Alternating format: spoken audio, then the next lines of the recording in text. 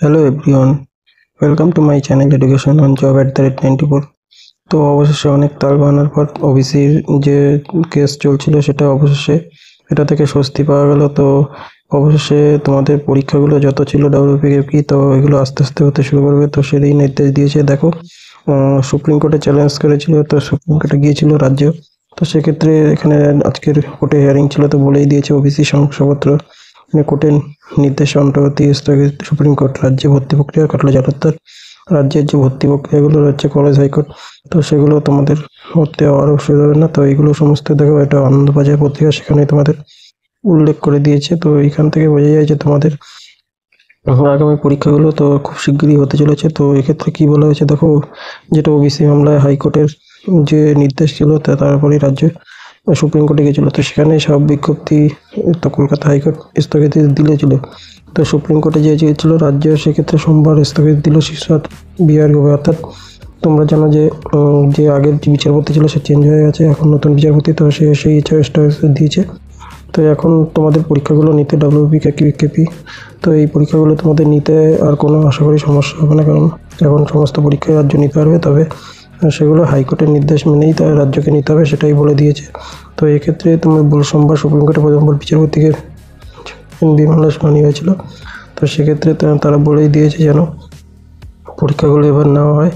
তো এবার supreme court থেকে বলা হয়েছে যে প্রধান বিচারপতি আমরা এই বিষয়ে নোটিশ জারি করবো, এটা আশ্চর্যজনক। তো হাইকোর্টের মামলাকে তারা বলছে যে এটা কোনো যুক্তিতেই মানে না, কারণ এই ওবিসি মামলা সম্পূর্ণ প্রশাসনিক ব্যাপার। তো রাজ্যের সিদ্ধান্ত ক্যাটাগরিকে তা নিতে হবে, কিন্তু ভুল ভ্রান্তি থাকতে পারে, তাই বলে কোনো পরীক্ষা নিয়ে এরকম করতে হয় না। তো সেক্ষেত্রে প্রধান বিচারপতি ইন্দিরা সায়নির মামলার কথা স্পষ্ট সে প্রশাসন জানায়। তো এক্ষেত্রে রাজ্য প্রশাসন যা নির্দেশ দেবে তাই যথেষ্ট। এক্ষেত্রে আলাদা করে আইন কোনো হাইকোর্ট চাপাতে পারে না, তো সেটাই বলেছে।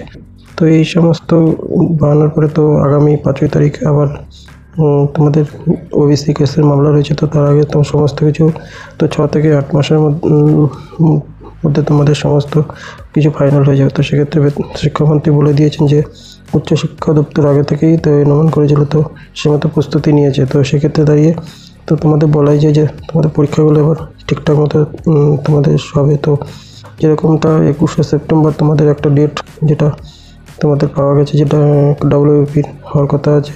তো সেরকম একটা পুলিশের পরীক্ষার ডেট আছে। তো এখন সে পরীক্ষাগুলো ঠিকঠাক করে হবে, তো সেইভাবে তোমরা প্রস্তুতি নাও।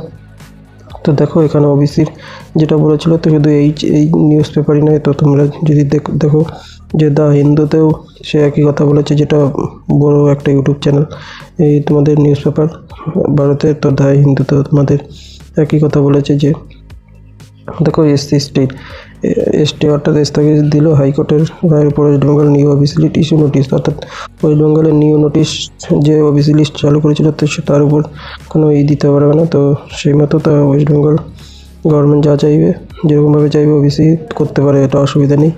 তো এখানেও সেটা বলা হয়েছে। তো দেখো রাজ্য সরকার যেটা বলেছিল সেকশন 16 আন্ডারে 10% ও 7% যে ক্লাস ক্যাটাগরি ওবিসি তৈরি করেছে, তো সেই অনুযায়ী তবে এখন থেকে নিতে পারবে। তো রাজ্য সরকার যে ওবিসি কেসের মামলা করেছে, যে লিস্ট দিয়েছে সেই লিস্ট অনুযায়ী তোমাদের ভর্তি হতে পারবে। তো তোমরা সেইভাবেই প্রিপারেশান চালিয়ে যাও। তো খুব শিগগিরই তাড়াতাড়ি পরীক্ষা হবে। তো আজকের ভিডিও এইটুকুই। Thank you.